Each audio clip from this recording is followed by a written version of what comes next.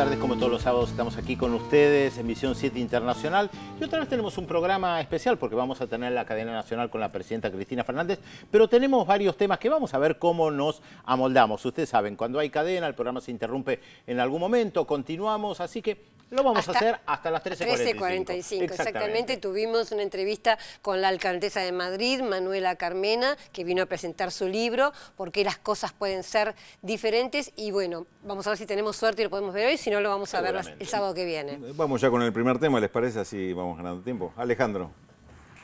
Exactamente, Rulo. Bueno, para contarles que Venezuela cerró por 60 días sus fronteras con Colombia, con acusaciones de diversa índole.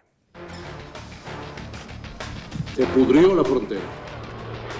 Al gobierno de Venezuela le exigimos respeto por todos los colombianos. En primer término, con el anuncio de un cierre de la frontera y días después al acusar al expresidente colombiano Álvaro Uribe de liderar un grupo terrorista para derrocar a su gobierno, Nicolás Maduro dejó al descubierto una profunda crisis geopolítica con Colombia. La frontera va a seguir cerrada, caballero, hasta que no restablezcamos un mínimo de convivencia, de respeto a la legalidad y a la vida y a la economía. Maduro declaró 60 días de estado de emergencia en 6 municipios fronterizos y desplegó un contingente de 2.000 efectivos a la zona. Nosotros somos víctimas. En una serie de enérgicas declaraciones, Maduro afirmó que Venezuela es víctima del fenómeno del paramilitarismo, del negocio de las drogas duras del narcotráfico y es víctima de todos los fenómenos del capitalismo generados por el paramilitarismo de la derecha colombiana. Luego, cargó contra el expresidente de Colombia, Uribe, a quien acusó de ser el capo de estas mafias. Del otro lado, Uribe afirmó que Maduro infunde contra los colombianos un odio comparable al de Adolf Hitler contra los judíos y por eso casi 1 millar de ciudadanos han sido deportados en 4 días. La ofensiva del gobierno venezolano empezó hace un año cuando decretaron el cierre de la frontera por las noches y comenzaron las deportaciones de ciudadanos colombianos. Según cifras oficiales, esta campaña ha dejado 1.200 detenidos, 176 trochas o pasos inhabilitados y 19.000 toneladas de productos confiscadas. Esta última medida forma parte de las respuestas que el gobierno de Caracas viene dando al ataque, que dejó heridos hace poco más de una semana a 3 militares y un civil venezolanos en la población limítrofe de San Antonio de Táchira. Es la primera vez que se decreta un estado de excepción en el marco de la Constitución venezolana de 1999, aprobada durante el gobierno de Hugo Chávez. Pese a las agresivas declaraciones, Maduro dijo que confía en que el cierre de 2 meses alcanzará para refundar la zona limítrofe como un área bolivariana de cooperación. Para Venezuela, la frontera binacional de casi 2.300 kilómetros se ha vuelto una zona porosa y de alta peligrosidad. En ese extenso corredor existe una fuerte actividad de contrabando de todo tipo de productos, sobre todo desde Venezuela hacia Colombia, debido a la gran diferencia de precios entre ambos países que deja amplios márgenes de ganancia a los contrabandistas, sobre todo con los combustibles. Horas después del cierre de fronteras, el presidente venezolano continuó ofreciendo elementos de prueba a su denuncia, así es que reveló los nombres de los 6 paramilitares que atacaron a los funcionarios de la Fuerza Armada Nacional Bolivariana el pasado 19 de agosto. Y aseguró que esos efectivos irregulares recibieron unos 100 millones de pesos para promover el ataque. Detalló además que en los últimos 6 años se han capturado más de 100 capos duros de droga colombiana. A su vez, el mandatario colombiano Juan Manuel Santos ha planteado hasta el momento una cauta política basada en claras líneas diplomáticas, lo que disparó críticas y reclamos de mayor firmeza de parte de sectores uribistas y de la oposición. Santos consideró que el cierre indefinido de la frontera beneficia a la delincuencia. Aseguró que cuando hay coordinación, los únicos que pierden son los delincuentes y cuando se cierra la frontera y no hay coordinación, los únicos que ganan son los delincuentes. Si el problema es el contrabando, si el problema son las bandas delincuenciales, como aduce Venezuela, nada más ineficaz y nada más contraproducente que cerrar los sitios legales de acceso fronterizo. No fue hasta 3 días después del anuncio venezolano que el ministro del Interior de Santos, Juan Fernando Cristo, se desplazó hasta Cúcuta, la localidad más afectada. Poco después, hizo lo propio la canciller María Ángela Holguín, que se reunió en Cartagena de Indias con su homóloga Delcy Rodríguez para tratar de buscar una salida a la crisis. Ambos ministros fueron recibidos con frialdad por los habitantes de la zona, tradicionalmente partidaria de Uribe, mientras que el expresidente fue vitoreado a su llegada a Cúcuta el lunes 24 por la noche.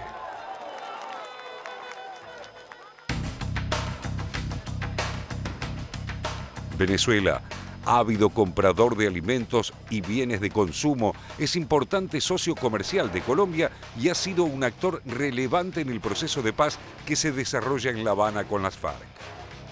Muchos de los líderes de esta guerrilla y del Ejército de Liberación Nacional permanecen en territorio venezolano. Las posibilidades de un acercamiento entre ambos países no han mermado, pese a las enfáticas declaraciones. Es así que el secretario general de UNASUR, Ernesto Samper, reveló que el bloque regional podrá intervenir cuando sea necesario al hablar poco después de que Maduro solicitara su presencia en Caracas de manera inmediata. Samper, sin embargo, evaluó que las deportaciones de colombianos desde Venezuela enrarecen el clima de opinión necesarios para perseguir a los paramilitares colombianos que sí están traspasando las fronteras. Los cónclaves y mesas de negociación previstas también acercan la posibilidad de un acuerdo, aunque ese clima de posible concordia está muy lejos de palparse en la zona caliente de la frontera. Bueno, hoy afortunadamente bajó el nivel de confrontación de decibeles entre Colombia y Venezuela. Las últimas informaciones es que el presidente Maduro, que fue de viaje a Vietnam, dijo que consideraba que lo mejor era tener un diálogo directo con Santos, y la canciller colombiana dijo que en ningún momento habían pensado en romper relaciones con Venezuela. Es decir, se está bajando un poco, pero bueno, llegó a un punto en donde se llamaron a los embajadores de ambos países. Y yo quería un poco centrar en algo que los medios de comunicación en general no ahondan, y es la situación de Colombia. Realmente tener de vecino a Colombia es complicado, es una frontera que siempre fue porosa, una frontera que siempre fue conflictiva, la de Táchira, pero tenemos que recordar que es un país que tiene una guerra civil de varias décadas, que tiene tropas del Comando Sur, es decir, tropas del Pentágono en su territorio, en las bases militares, que tiene ejércitos privados como la DINCORP, que cuida los oleoductos de la British Petroleum o de otras grandes compañías petroleras, que tiene paramilitares conocidos por la violación de los derechos humanos, que tiene narcotraficantes. Es decir, Colombia es un país que exporta violencia. También hay problemas en lo que Ecuador llama su frontera norte, que es su frontera con Colombia. Es decir, porque normalmente los medios se centran en la situación de Venezuela, pero hay que ver lo que está pasando en Colombia y no 4 millones ocultar... de desplazados internos también. Claro, en Venezuela, históricamente, hay 5 millones de colombianos a los que el presidente Chávez les dio el documento de identidad. ¿Y por qué se van yendo esos colombianos? Por la situación, bueno, los colombianos que están en Argentina, que son muchísimos, que nos siguen justamente en el programa, no siempre nos escriben, conocen la situación. Entonces, hay que tener en cuenta que es una situación realmente conflictiva para Venezuela. Fíjate vos que en relación a esto que estás diciendo, es el tema de las particularidades que tiene este contrabando entre Venezuela y Colombia, ¿no? Porque es un contrabando tan particular que en general el contrabando perjudica al país que recibe la producción y no al que la vende. Digamos. Es una forma de venta clandestina, pero el que se perjudica es el comprador, porque le invaden con productos extranjeros que desplazan a la producción nacional. En este caso es lo contrario. Y esto se debe a que... Se perjudica a Venezuela, digamos. Se perjudica a Venezuela, pero ¿por qué? Porque el tema es que lo que se contrabandea ahí son alimentos que Venezuela importa desde otro lado, los subsidia, claro. y estos productos, en vez de llegar al mercado, se salen de contrabando hacia Colombia. El otro tema es el combustible, que también está subsidiado el combustible en Venezuela. Y sale hacia Colombia. ¿Y qué hace Colombia con ese combustible? Abastece al mercado interno y le queda un excedente para exportar. Es decir, desde que se dinamizó este tema del contrabando, Colombia más que duplicó sus exportaciones de petróleo, porque entonces ya no necesita petróleo para refinarlo y producir combustibles. Y este fenómeno tiene además algunas particularidades, como por ejemplo, con el tema de combustibles, hay 3 empresas que son las que reciben el combustible desde el lado colombiano, que son las conocidas como centros de acopio fronterizo. Las 3 están en manos de 3 empresarios muy conocidos, pero conocidos del lado venezolano. Luis Justi, Ronald Pantin y Humberto Calderón Berti. Los 3 son ex gerentes de PDVSA. Son venezolanos. Los 3 entonces son venezolanos y son gente que se ha ido, incluso bueno, en el caso de Humberto Calderón Berti, además fue canciller de Venezuela, además de presidente de PDVSA. Pero los 3 son de esta emigración de la burguesía venezolana que fue... antichavista, digamos. Claro, que fue a buscar...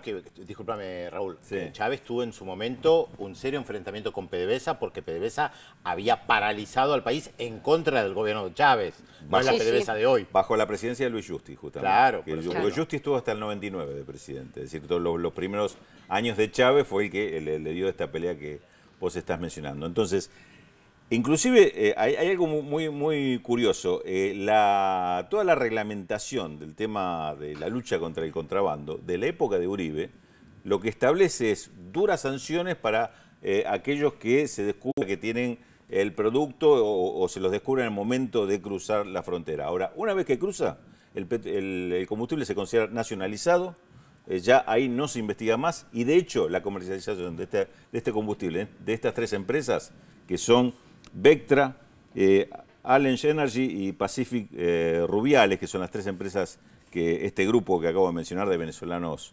encabeza, la comercialización se hace a través de Ecopetrol, de la empresa oficial estatal colombiana, porque el producto ya está nacionalizado una vez que entra.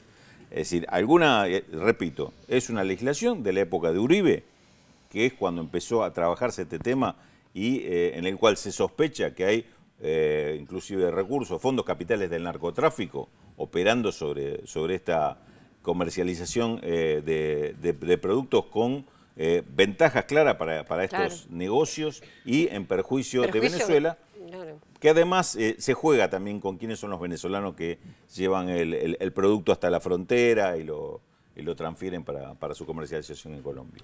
Para reafirmar esto que vos decís, yo creo que la persona más calificada que nosotros podemos citar es la canciller colombiana, María Ángela Holguín, que dijo: el contrabando desangra a Venezuela. Palabras textuales de ella.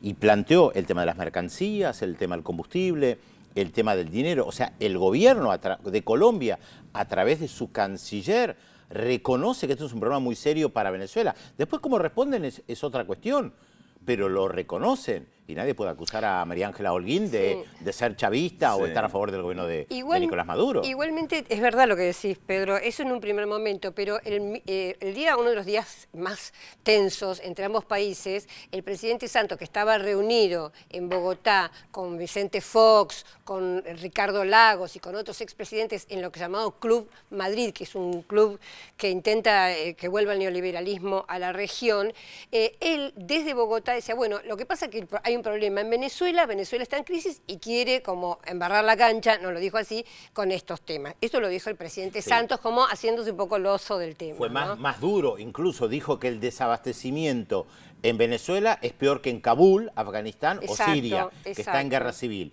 O sea, está bien, pero eso lo puede hacer en un determinado momento Santos, casi como en la barricada. Ahora, cuando se sientan a negociar, que fue lo que sucedió en la semana, y en el marco de la negociación habla la canciller colombiana un poco más distendida y no en un discurso de barricada, lo reconoce. No, sin duda. Por eso a mí me parece que tiene un aspecto económico, o comercial, como acaba de resaltar Raúl, y un aspecto político. Claro. Porque no olvidemos, además, que esta frontera que se cerró, esta frontera conflictiva, es con Táchira. Y Táchira siempre es un estado venezolano desde el cual empiezan conflictos vinculados con la desestabilización contra el gobierno central. Ahí empezó en el año 2013 con tirada de piedras a la casa del gobernador de Táchira, las guarimbas del año pasado, de febrero del 2014, después de las elecciones. En la capital, San Cristóbal, sí. En Táchira. Táchira siempre empieza, y el mismo presidente Chávez en muchísimas ocasiones había dicho que los paramilitares que se filtran por esa frontera son los que finalmente terminan haciendo desestabilización en Caracas. Por eso creo que hay que asociar el conflicto con esta frontera con el conflicto en Esequibo. Esequibo es una zona que hace 27 años que estaba dormido, en realidad era un conflicto ya resuelto entre Venezuela y Guyana. Este conflicto que estaba prácticamente resuelto, acaba de ser reverdecido en los últimos meses, y yo tengo la sensación de que es parte de esta permanente acoso que recibe el gobierno de Venezuela, más allá de los defectos o los errores que puede cometer el gobierno de Maduro, este acoso por mostrar siempre a Venezuela como un país desordenado, como un país que nunca se puede estar tranquilo, como un país siempre en conflicto, ¿no? Sí, agreguemos un detalle respecto de esto, que hemos mencionado casi al pasar, porque se habla poco de Guyana. En Guyana hubo elecciones, hubo cambio de gobierno, y hay un nuevo presidente que tiene mayor acercamiento al Departamento de Estado y a los Estados Unidos. Entonces, como que uno une estas cosas sin abonar teorías conspirativas, pero uno las une. Cuando el expresidente Álvaro Uribe, ahora senador, va a Cúcuta, justo en la frontera donde está el problema con Táchira, y aparece con micrófonos hablando, uno se pregunta, ¿quién es el presidente de Colombia? ¿Álvaro Uribe o Juan Manuel Santos? Sabiendo que están enemistados y que Álvaro Uribe abiertamente está en contra del proceso de paz que lleva adelante Juan Manuel Santos, y que abiertamente Álvaro Uribe despotrica en contra del gobierno de Nicolás Maduro, que habla de la dictadura en Venezuela, lo compara con Hitler, que no son palabras que utiliza el presidente Juan Manuel Santos, que sabe que necesita a Venezuela en este proceso de paz. Digo, para ratificar y darle más elementos a lo que vos decías en el primer momento de la situación. La realidad y un Uribe que no tan abiertamente, pero sí es comprobable, fue el que armó este negocio. Es el que, como presidente, fue el que armó este negocio en esa zona. Del que vos describías. Claro, pues inclusive hasta un dato más les agrego. El tema, obviamente, todo este tipo de operaciones se tienen que hacer en dinero en efectivo, porque no hay conveniencia de que eso quede, claro, que eso quede documentado.